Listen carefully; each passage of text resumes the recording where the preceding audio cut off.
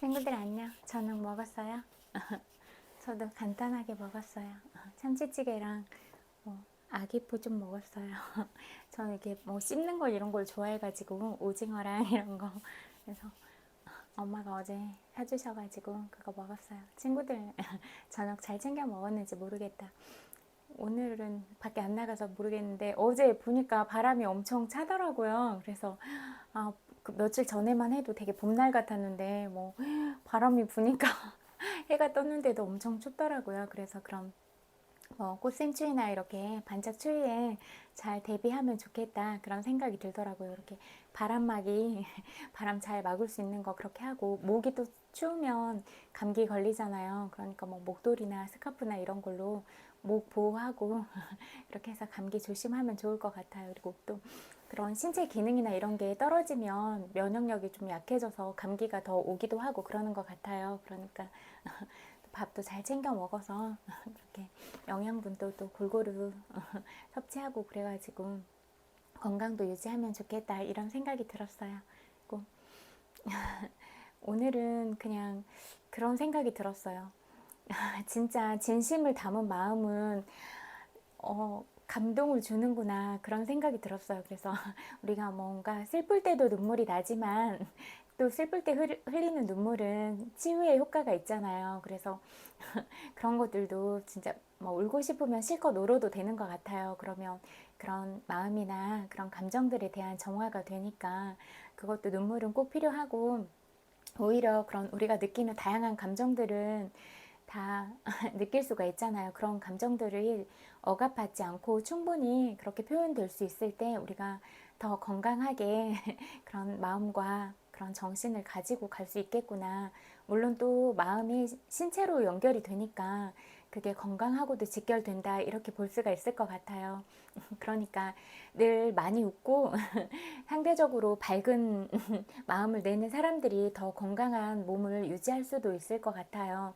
왜 그냥 그런 예로 웃음 치료나 이런 것도 있잖아요. 그러면 많이 웃고 그러면 그런 혈액 순환이나 이런 것도 원활하게 잘 되고 그래서 또 혈액 순환이 또 우리 몸을 이렇게 잘 순환시키는 기본적인 구조가 되잖아요. 그러니까 그런 것들이 또 이렇게 몸을 또 몸의 기운이나 이런 기들을 또 원활하게 잘 흐르게 만들지 않을까 이런 생각이 들었어요. 그러니까 어떤 경우라도 늘 즐겁게 살려고 하고 그러는 게 중요하겠다 그런 마음이 들었고 또 제가 아까 감동에 대해서 잠깐 얘기했잖아요. 진짜 진심을 담은 말은 그냥 보면 이렇게 그냥 딱 가슴으로 와닿는 것 같다 이런 생각이 들더라고요. 그래서 그냥 진짜 그냥 겉으로만 하는 이야기인지 마음을 담아서 하는 이야기인지 이런 것도 이렇게 자세히 천천히 보려고 하면 좀 꿰뚫어서 보이더라고요. 그래서 아까도 그런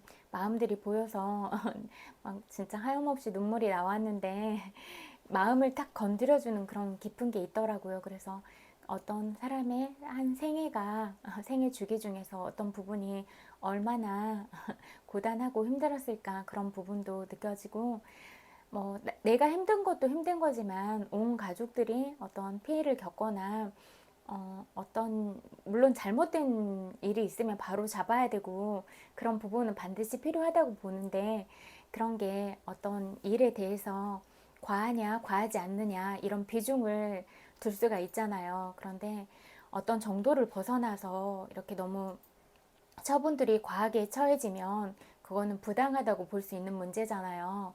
그렇게 부당한 처리 방법들로 인해서 누구의 인생이 접혀버리거나 누가 삶을 포기하고 그렇게 뭐 슬픈 선택을 하게 되는 경우나 이런 것들은 있어서는 안 되는 일이라고 생각하거든요. 그리고 그런 죄값들은 이 생에서 지금 현생에서 못 받아도 다음 생으로까지 연결이 돼서 꼭 받게 될 것 같다는 생각이 들더라고요. 왜냐하면 우리가 뭐 생이 이번 한 생으로 끝나지가 않잖아요. 어쩌면 지금 살고 있는 이 생도 무수히 몇 겁의 생들을 거쳐서 우리가 살고 있고 또 그런 인연들을 만들었을 수도 있어요. 그런데 이번에 마음 먹은 것과 정신 세계의 작용들이 다음 생에도 분명히 이어질 거라고 생각하거든요. 이거는 그냥 당연한 이치적인 것 같아요. 그래서 내가 누구한테 사랑스러운 마음을 내고 사랑스러운 말을 먼저 해주고 그런 사람이 되면 첫 번째 수혜자는 자기 자신이 될 것이다. 그리고 또 그런 사람들은 온 우주가 도와주려고 할 것이다. 이런 생각이 들었어요. 그리고 진짜 절실하거나 굳건한 의지를 가지면 퇴로를 차단하잖아요. 그렇게 퇴로를 차단하고 가면 반드시 이길 것이다. 이런 생각도 들더라고요.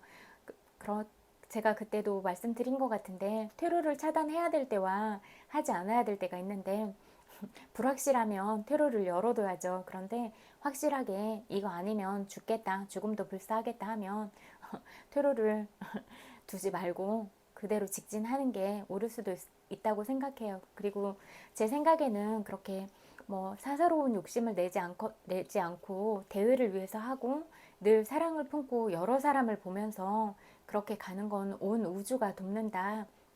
어쩌면 살아있는 모든 미물들도 도우려고 할지 모르겠다. 이런 생각들이 들더라고요. 그래서 우리가 보면 우리가 애정을 주는 강아지나 아니면 다른 애착을 담아서 키우는 그런 생명체들 있잖아요. 그 생명체들도 우리가 사랑을 주면 안다. 그래서 그런 사랑을 주고받으려고 한다.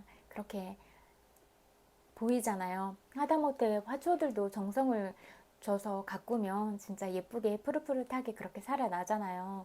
아니면 그렇게 시들어서 금방 죽게 되거나 그래서 모든 생명력 있는 것들을 어떻게 대할 것인가 이런 부분은 굉장히 중요하다. 이렇게 생각이 되지거든요. 그리고 진짜 그 사람의 한 사람 한 사람에 다 귀함이 있지. 어떤 상황에 있다거나 어떤 일을 한다고 해서 그 사람이 귀하다, 천하다 이렇게 나눌 수는 없는 것 같아요. 그냥 존재로서 어떤 일을 하던 어떤 상황에 있던 그런 거랑 상관없이 저 사람, 내가 상대방한테 어떤 마음을 가지고 대하는가, 바른 태도 이런 거는 굉장히 중요한 부분이라고 생각하거든요. 그래서 그렇게 저는 하다못해 진짜 식당에 가서라도 주문을 할 때 어떤 태도로 대하는가, 운전할 때도 위급한 상황에서 어떻게 대하는가 이런 것도 그 사람의 품격이랑 인품을 나타낸다고 생각하거든요. 그래서 저는 그런 부분들을 진짜 예의주시해서 보는 것 같아요. 그리고 또 이런 것들이 중요하다고 말하시는 분들도 재력을 많이 그렇게 이루고 그런 부들을 이뤄서 많이 형성하신 분들도 보면 말로는 이렇게 하시는데 그런 어떤 지점까지 올라가면 그런 언행이 일치가 되지 않는 지점들을 많이 봤어요. 그러면 좀 매력이 없다고 느껴지더라고요. 그래서 정말 자기가 배운 것들에 대해서는 내가 내 것으로 만들려면 이거를 실천하고 실행으로 가져와야 정말 내 자산이 되고 그것들이 몸에 녹아내리고 그런 것들이 이제 학습이 되고 하면 그때서야 비로소 지적재산권이 될 것이다. 이렇게 말씀드릴 수 있을 것 같아요. 그러니까 말로만 내뱉는 그런 게 아니라 정말 한마디 한마디에 진심이 묻어나와 있어야지 그게 바로 좋은 태도로 연결이 되는 것 같거든요. 그래서 제가 늘 중요하게 생각하는 거는 그런 인성 부분이에요. 제가 병원에서 아르바이트 할 때도 있었고 학교에서 조교하면서도 느꼈는데 이제 의사분들이나 교수님들은 어떻게 보면 최고의 지성이라고도 볼 수 있잖아요. 그런데 겪었을 때 반드시 인성적인 부분과 지성적인 부분이 일치하지는 않더라. 그런 부분을 많이 느꼈거든요. 물론 저는 할 말을 다 했어요. 저는 그 부당한 거에 대해서 못 참거든요. 그래서 그러면 정 화가 나면 완전 이성적이 돼요. 그래서 전날 종이에 딱 적어가지고 다 해서 조목조목 따지는 스타일이거든요. 아니면 진짜 차가워져요. 화가 나면 딱 차가워져서 이건 왜 이러셨고 했냐 다 물어봐요. 물어봐서 반드시 이렇게 하고 물론 제 이야기를 하기 전에 상대 얘기를 다 들어요. 큰 소리로 욕하거나 해도 저는 그런 게 하나도 안 무섭거든요. 협박하거나 이런 것도. 그래서 다 들어요. 네가 얼만큼 욕하는지 얼만큼 화를 내는지 내가 보겠다. 그리고 너의 깊은 의중이 뭔지 보겠다. 찬찬히 다 살펴요. 표정부터 다 전반적인 거 다 스캔하고 그런 호흡이 어디에서 거친지 이런 것도 다 놓치지 않고 다 봐요. 그래서 그렇게 하면은 다 읽혀지는 수가 되거든요. 그러면 이제 저는 더 그 키를 상대방한테 주지 않고 저한테 키를 가져오는 거예요. 그래서 저는 그 빛나는 이성으로 상대할 수 있더라고요. 그래서 항상 그런 식으로 했던 것 같아요. 그래서 그런 것들이 무섭지도 않았고, 뭐, 항상 전공법을 쓰는 것 같아요. 비겁하게 그렇게 하고 싶지도 않고, 직접 1대1로 이렇게 해서 이렇게 하는 것 같아요. 내가 상대방한테 볼 일이 있으면 그래 뒤에서 하지 않고 바로 가서 물어보고 그렇게 하는 것 같아요. 그리고 저는 그런 거 싫어요. 가십거리로 해서 수근거리거나 뭐 다른 사람들이 얘기를 하거나 이런 거 좋아하지도 않고 관심도 없어요. 그런 거 다 에너지 낭비라고 생각하거든요. 내가 내 마음 수양하고 내 공부하고 성장하는 대로 가면 되지. 뭐 남들이 뭐가 중요해요. 그리고 뭐 그런 것도 상관없는 것 같아요. 저를 싫어한다고 해도 그 사람 자유잖아요. 그래서 싫어할 자유가 있고 싫어할 권리가 있다. 그러니까 마음대로 해도 좋다. 이런 생각이 들어요. 그 대신 이제 저한테 애정을 가지고 사랑을 많이 주시고 그러면 전 너무 감사하잖아요. 그런 마음들에 대해서는 정말 특별하게 생각하고 늘 가슴에 새기고 저도 그런 마음들보다 더 깊은 사랑을 드리려고 노력은 하는 것 같아요. 왜냐하면 그런 마음이 너무 소중하다는 걸 알아요. 그런 한 마음 한 마음을 내는 게 얼마나 귀하고 그런 예쁜 마음들보다 더 귀한 건 없다고 생각하거든요. 그래서 저는 세상에 어떤 보물들보다 마음이라는 가치에 비중을 가장 크게 둬요. 그래서 제가 제가 마음을 준 친구들이 있는데 그런 친구들한테도 뭐 외모도 아니었어요. 외모도 아니었고 오히려 뭐 외모가 잘생기거나 좀 더 그런 신체적으로 좀 더 섹시함이 있다거나 하면 전 더 조심했던 것 같아요. 진짜 황금을 보기를 돌같이 하라는 말처럼 너무 유혹적이면 제 정신이 흔들려서 혼란스러울 것 같더라고요. 그래서 오히려 더 밀어냈던 것 같아요. 그러다가 정말 그 인간적으로 보이기 시작했을 때 마음으로 다가오는 게 느껴졌고 그런 슬픔들 이런 것들이 너무 많이 읽혀졌을 때 그때서야 제가 비로소 마음이 열렸던 것 같아요. 또 그래서 이제 뭐 제 삶에도 이렇게 제 인생처럼 다가오기도 하고 제 심장이 뛰는 것처럼 그런 일부가 되기도 하고 그래서 모든 슬픔들이나 어떤 감정들이 느껴지니까 뭐 행복 버튼이기도 하고 눈물 버튼이기도 하고 그런 것 같아요. 그리고 또 진짜 너무 많은 사람들이 슬픈 생각을 하고 있었다 이런 것들을 느끼게 되니까 너무 가슴이 아프더라고요.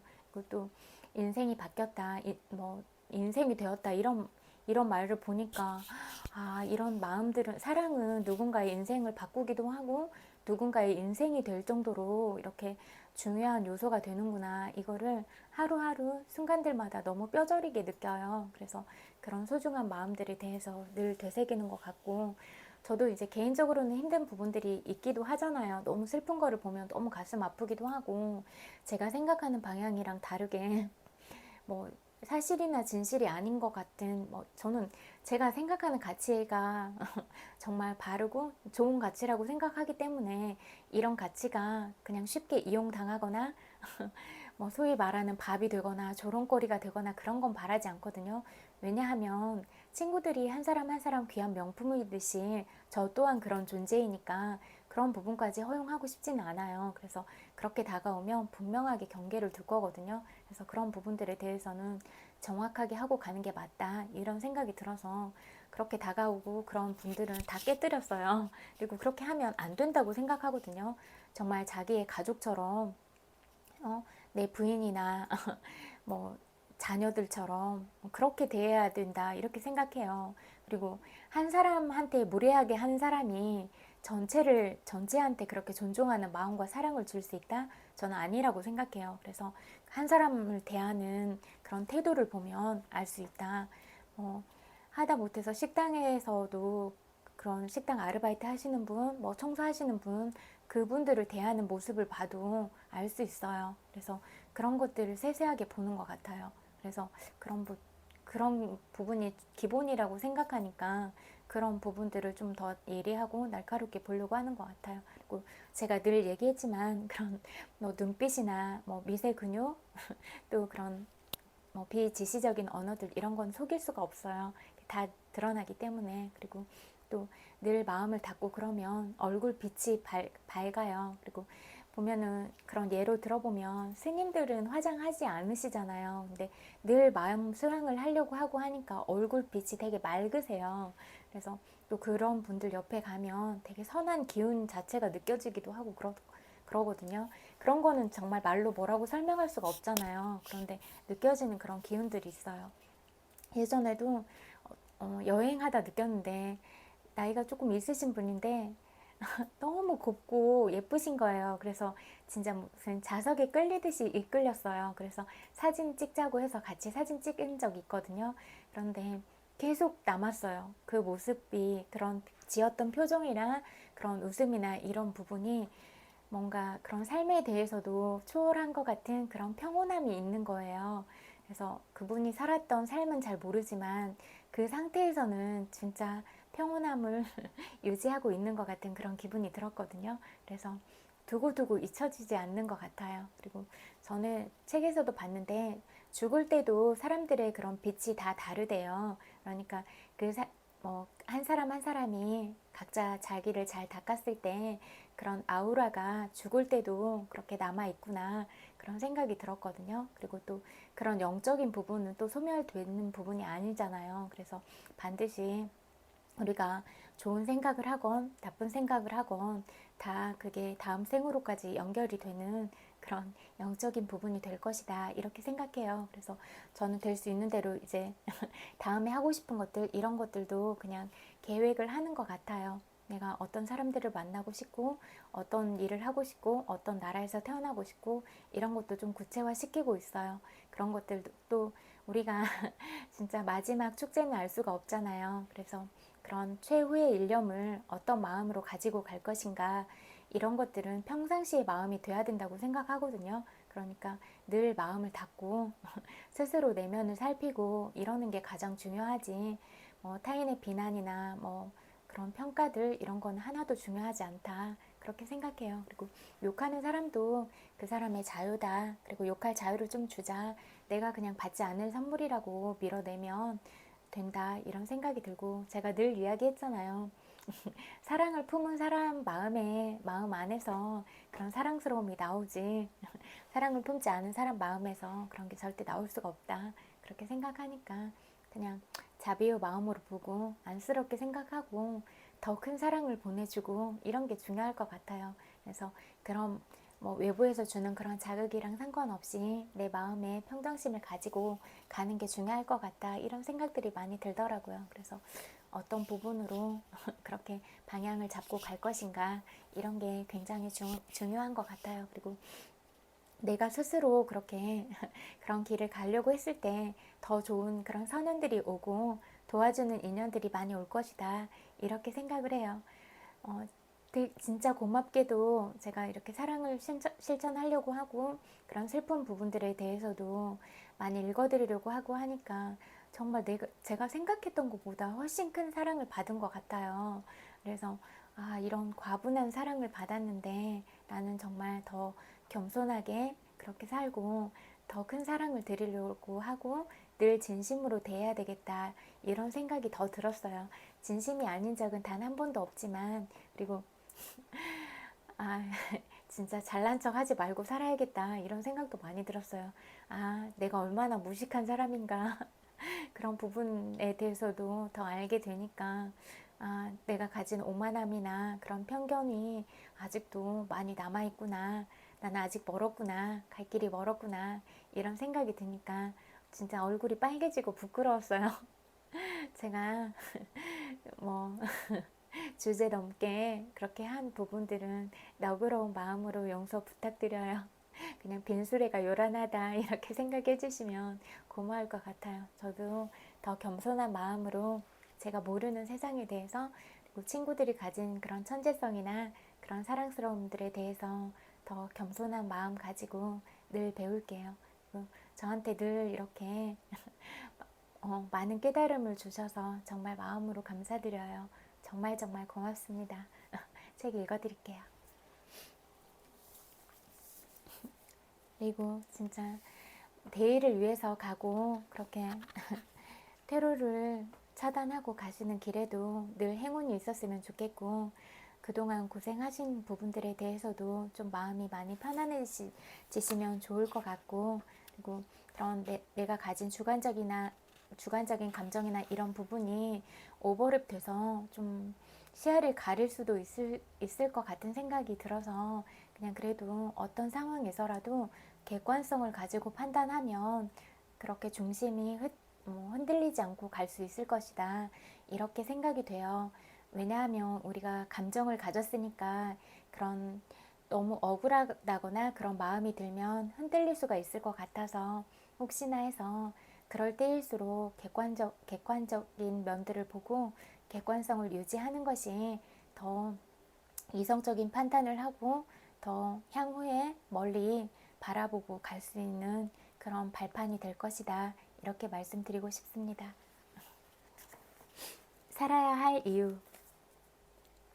앞에서도 얘기했지만 수용소에서 사람의 정신력을 회복시키기 위해서는 그에게 먼저 미래에 대한 희망을 보여주는데 성공해야 한다.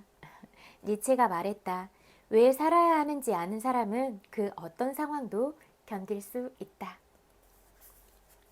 이 말은 수감자들을 대상으로 심리치료와 정신위생학적 치료를 하려는 사람에게 귀감이 되는 말이다.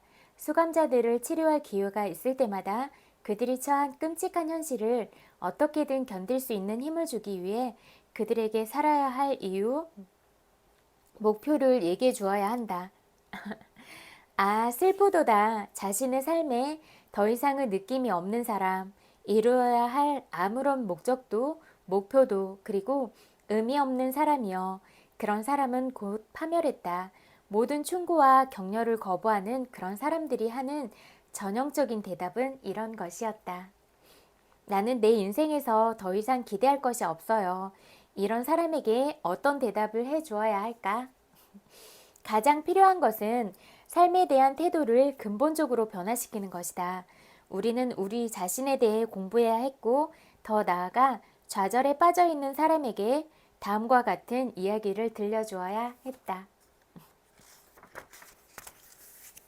정말 중요한 것은 우리가 삶으로부터 무엇을 기대하는가가 아니라 삶이 우리로부터 무엇을 기대하는가 하는 것이라는 사실을. 삶의 의미에 대해 질문을 던지는 것을 중단하고 대신 삶으로부터 질문을 받고 있는 우리 자신에 대해 매일 매 시간마다 생각해야 할 필요가 있었다. 그리고 그에 대한 대답은 말이나 명상이 아니라 올바른 행동과 올바른 태도에서 찾아야 했다.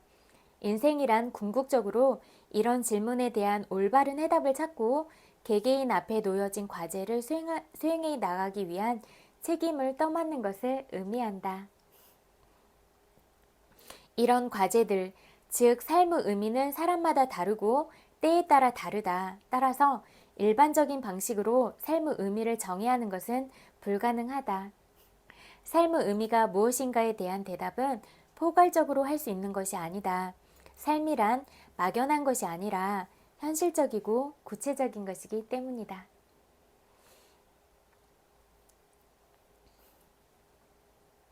삶이 우리에게 던져준 과제가 현실적이고 구체적인 것과 마찬가지로 바로 이것이 개개인마다 다른 인간의 운명을 결정한다. 어떤 사람도 어떤 운명도 그와는 다른 사람, 그와는 다른 운명과 비교할 수 없다. 똑같은 상황이 되풀이되는 경우는 하나도 없으며 각각의 상황은 서로 다른 반응을 불러일으킨다. 때로는 그가 처해 있는 상황이 그에게 자신의 운명을 개척하기 위해 행동에 들어갈 것을 요구할 수도 있다. 반면에 어떤 때에는 더 생각할 시간을 갖고 그렇게 하는 것이 자신에게 이롭다고 생각할 수도 있다. 때로는 주어진 운명을 그대로 받아들이고 자기 십자가를 지고 나아가야 할 때도 있다. 각각의 상황들은 각각 그 나름대로의 독자성을 갖는다. 그리고 어떤 상황에서 비롯된 어떤 문제에 대한 해결책은 언제나 가까운 곳에 단 하나만 있는 법이다. 만약 어떤 사람이 시련을 겪는 것이 자기 운명이라는 것을 알았다면 그는 그 시련을 자신의 과제, 다른 것과 구별되는 자신만의 유일한 과제로 받아들여야 한다. 시련을 당하는 중에도 자신이 이 세상에서 유일한 단 한 사람이라는 사실에 감사해야 한다. 어느 누구도 그를 시련으로부터 구해낼 수 없고 대신 고통을 짊어질 수도 없다. 그가 자신의 짐을 짊어지는 방식을 결정하는 것은 그에게만 주어진 독자적인 기회이다. 완수해야 할 시련이 그 얼마인고 우리 같은 수감자들에게 이런 생각들은 현실과 아주 동떨어진 사색적인 이론이 아니었다. 그것은 우리가 자신을 도울 수 있는 유일한 생각이었다. 이 생각들은 우리가 살아서 그곳을 나올 가능성이 없어 보이는 때에도 절망으로부터 우리를 지켜주었다. 오래전에 우리는 삶의 의미가 무엇이냐고 묻는 단계를 통과했었다. 그 순수한 물음은 가치 있는 어떤 것을 창조하기 위한 적극적인 행동을 통해 어떤 목표를 성취하는 것으로 삶을 이해한다. 우리에게 있어서 삶의 의미는 삶과 죽음, 고통받는 것과 죽어가는 것까지를 폭넓게 감싸는 포괄적인 것이었다. 시련이 우리에게 무엇을 의미하는지가 명백하게 밝혀지면서 우리는 수용소 안에서 자행되는 폭력을 무시하거나 거짓 상상을 하거나 억지로 만들어낸 낙관적인 생각을 즐기는 것으로 그것이 주는 고통을 감소시키려는 시도를 하지 않게 되었다. 우리는 시련으로부터 등을 돌리기를 더 이상 원하지 않았다. 시련 속에 무엇인가 성취할 수 있는 기회가 숨어 있다는 것을 깨달았다. 릴케가 우리가 완수해야 할 시련이 그 얼마인고 라는 시를 쓴 것도 아마 시련 속에 이런 기회가 숨어 있기 때문일 것이다. 릴케는 마치 작업을 완수해야 한다고 말하는 것과 똑같이 시련을 완수해야 된다고 했다. 우리에게 완수해야 할 시련이 너무나 많았다. 따라서 우리는 될 수 있는 대로 나약해지지 않고 남몰래 눈물 흘리는 일을 최대한 자세하면서 있는 그대로의 고통과 대면해야 할 필요가 있었다. 그렇다고 눈물 흘리는 것을 부끄러워할 필요는 없었다. 왜냐하면 눈물은 그 사람이 엄청난 용기, 즉 시련을 받아들일 용기를 가지고 있다는 것을 의미하기 때문이다. 아주 극소수의 사람만이 그것을 깨달았다. 어떤 사람들은 부끄러워하면서 자기가 온 적이 있다고 고백하기도 했다. 한 번은 부종 때문에 고생하던 동료에게 어떻게 나왔느냐고 물어보았다. 그랬더니 그가 이렇게 대답했다. 실컷 울어서 내 조직 밖으로 몰아냈지. 자살 방지를 위한 노력.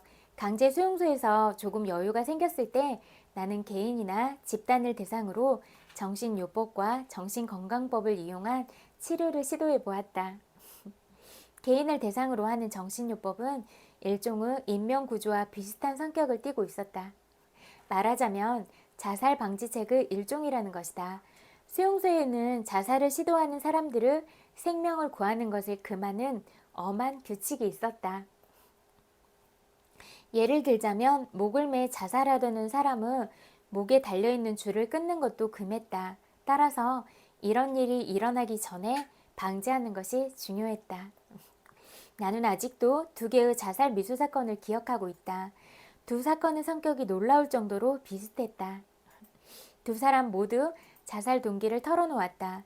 그 동기는 자살을 시도하는 사람들이 전형적으로 내세우는 것, 즉 삶으로부터 아무것도 기대할 것이 없다는 것이었다. 이런 경우 두 사람에게는 인생이 그들로부터 여전히 무엇인가를 기대하고 있으며 미래에는 그들이 인생으로부터 무엇인가를 기대할 수 있다는 사실을 일깨워주는 것이 중요하다. 실제로 그중 한 사람에게는 그것이 그 아이라는 사실이 밝혀졌다. 그가 그렇게 사랑하는 그 아이는 지금 다른 나라에서 그를 기다리고 있다. 또 다른 사람에게 그 대상은 사람이 아닌 일이었다. 이 사람은 과학자로 그동안 책을 써오고 있었는데 그것을 아직 완성하지 못한 상태였다. 이 일은 누가 대신해 줄 수 있는 것은 아니었다. 마찬가지로 또 다른 사람의 아이, 그 아이에게 애정을 베푸는 데에 있어서 아버지의 자리를 대신해 줄 수 있는 사람은 아무도 없었다. 각각의 개인을 구별하고 존재의 의미를 부여하는 이런 독자성과 유일성은 인간에 대한 사랑처럼 창조적인 의미를 지니고 있다. 이 세상에 자신의 존재를 대신할 수 있는 것은 아무것도 없는 사실을 깨닫게 되면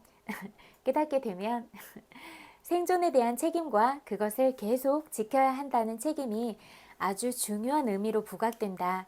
사랑으로 자기를 기다리고 있을 아이나 혹은 아직 완성하지 못한 일에 대해 책임감을 느끼게 된 사람은 자기 삶을 던져버리지 못할 것이다. 그는 왜 살아야 하는지를 알고 있고 그래서 그 어떤 두려움도 견뎌낼 수 있다. 여기까지 읽을게요. 이것도 내면화에 치유할게요.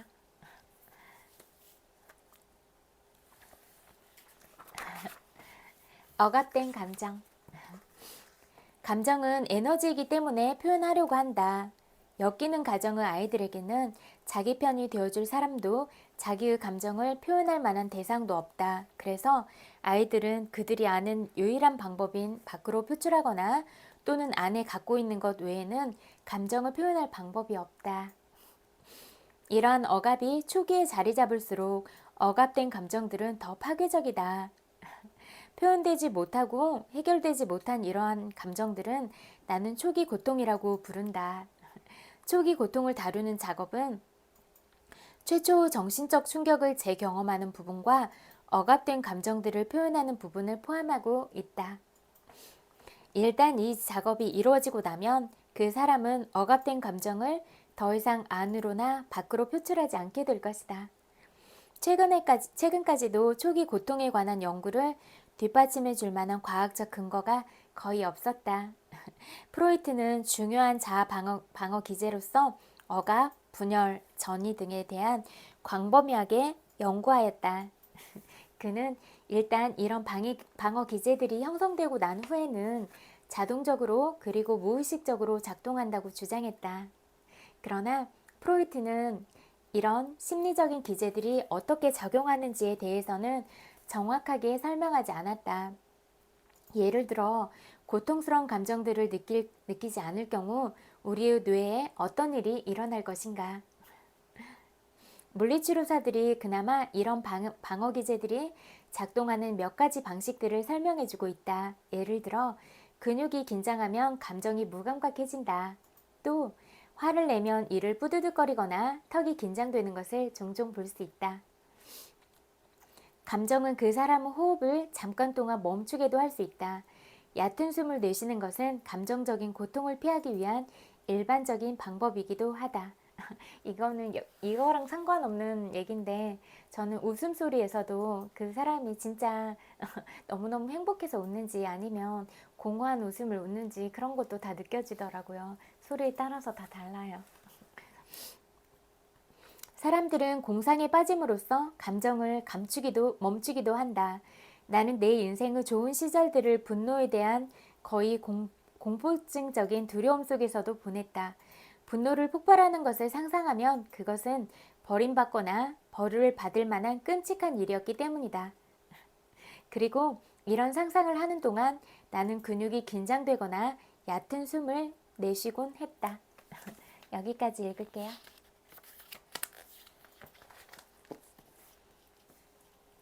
그리고 또 잠재의식에 관한 거 읽어드릴게요.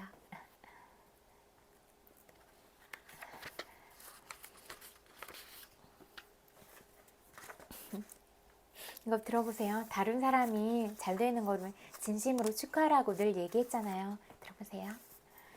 다른 사람의 성장을 나의 것처럼 기뻐하라.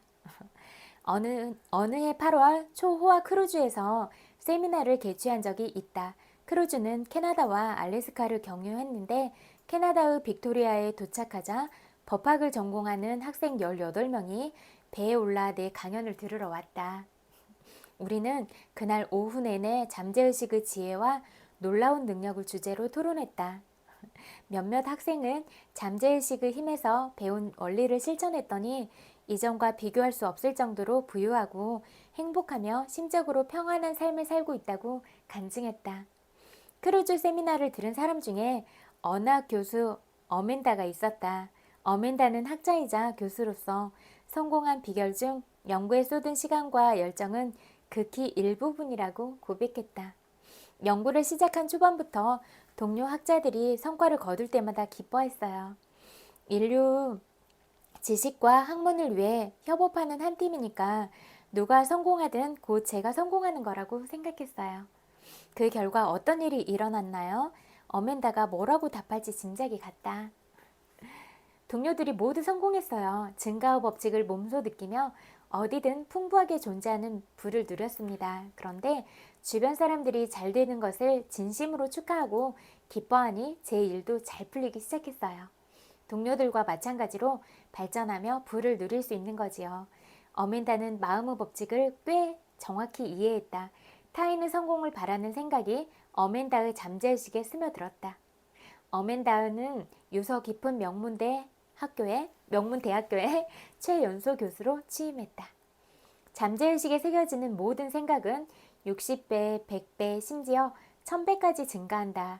생각의 패턴을 이루는 열정과 기쁨, 그리고 강도에 따라 결과도 달라진다. 모든 사람이 부를 얻기를 바라며 타인의 행복에 기뻐하면 자신의 삶에서도 증가 법칙을 경험할 수 있다. 그리고 감사하다는 마음이 갑자기 생각나가지고 말씀드리고 싶어요.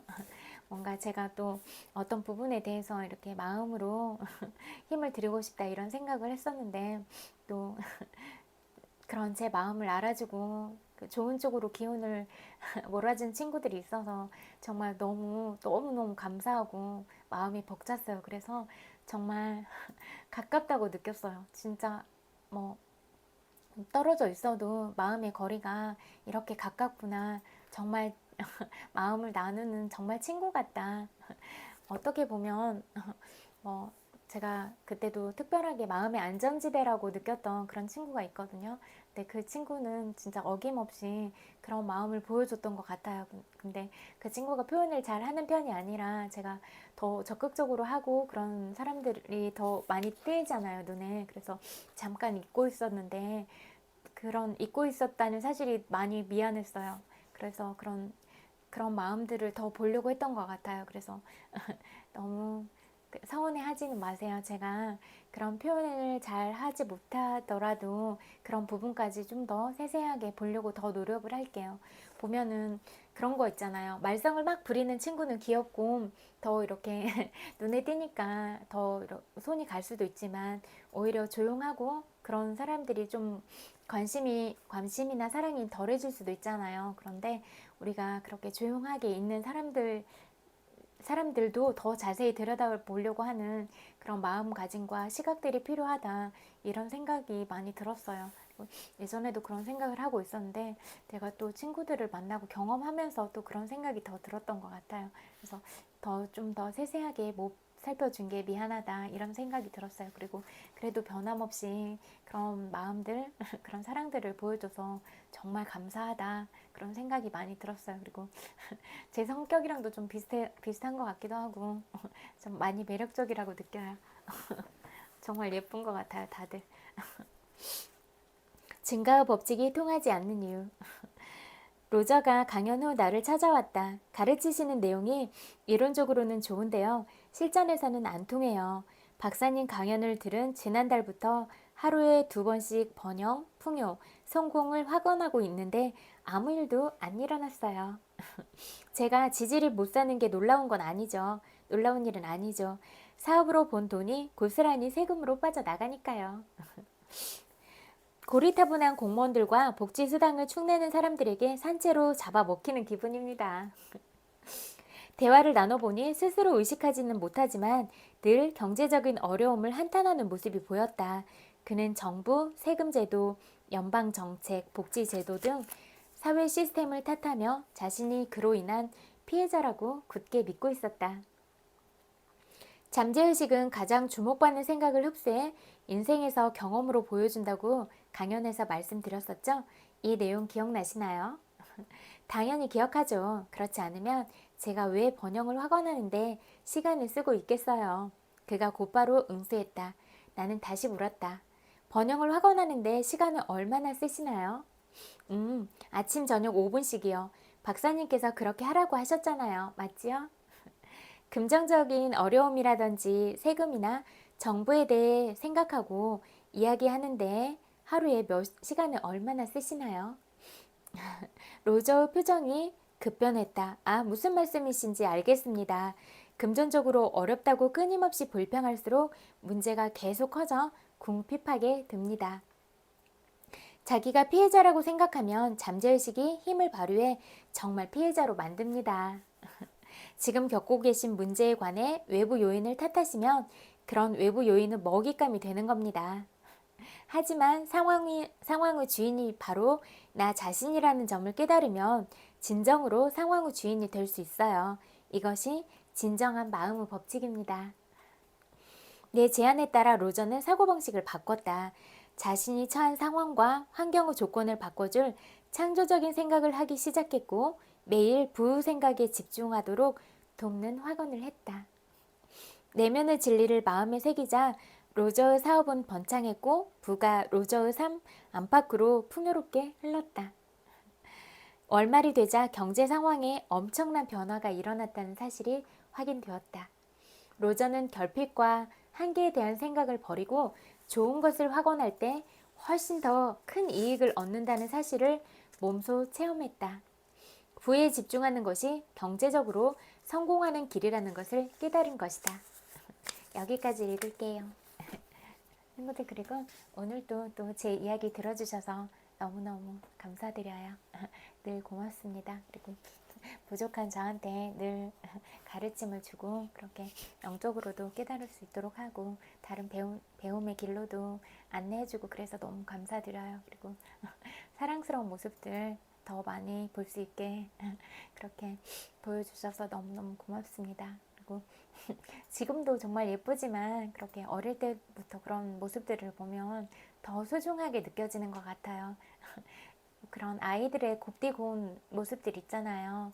그런 모습들에서 어떻게 이렇게 또 성장하고 변화를 겪어가는가 그런 모습들도 볼 수가 있잖아요. 그러니까 어떻게 보면 그게 또 개인의 기록물이라고도 볼 수 있잖아요. 그래서 그런 기록물들이 남는 것도 좋은 것 같기는 해요. 우리가 이 세상을 살아가는데 또 한 부분으로 남는 영화 같은 그런 기록들은 아닐까 이런 생각들이 들기도 했거든요. 그래서 저도 처음에는 어떤 부분들에 있어서 많이 힘겹다고 느끼기도 했는데 그래 그냥 아름다운 영화의 한 장면이라고 생각할 수도 있겠다.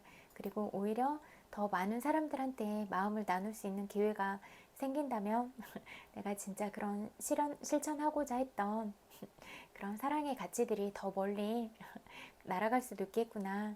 정말 그런 춤추는 파란 나비가 돼서 세상 어느 곳이라도 나비 효과를 불러일으킬 수가 있겠구나. 늘 사랑과 그런 선한 영향력으로 갈 수가 있겠구나. 그리고 온 우주가 도울 테고 또 저를 사랑하고 아끼는 친구들이 저를 사랑으로 대하고 또 그렇게 감싸주고자 하겠구나. 그런 생각이 많이 들었어요. 진짜 목숨 걸고 지켜주고 싶다 그런 말도 듣고 하는데 진짜 벅찬 것 같아요. 그래서 진심들이 그렇게 다시 돌아오는구나 그렇게 느껴서 너무너무 가슴이 벅차고 심장이 더 쿵쾅거렸어요. 그래서 진짜 제 인생이 돼주셔서 너무너무 고맙습니다. 제 친구들이 제 인생이고 제 심장 박동인 것 같아요. 너무너무 고맙습니다. 그리고 오늘도 또 긍정적인 생각하고 좋은 기분으로 잠드세요. 그래서 그런 것들이 또 친구들 삶에 다 잘 녹아서 이렇게 마무리하는데 또 따뜻한 기운들을 가져올 수 있으면 좋겠습니다. 그리고 또 밖에서 춥게 고생하셨을 분들도 오늘 하루 살아내느라고 고생 엄청 많이 하셨어요. 고생하셨어요. 토닥토닥 마음으로 안아드릴게요. 100만 번 볼뽀뽀 보내드릴게요. 엄청 많이 사랑해요. 잘 자요.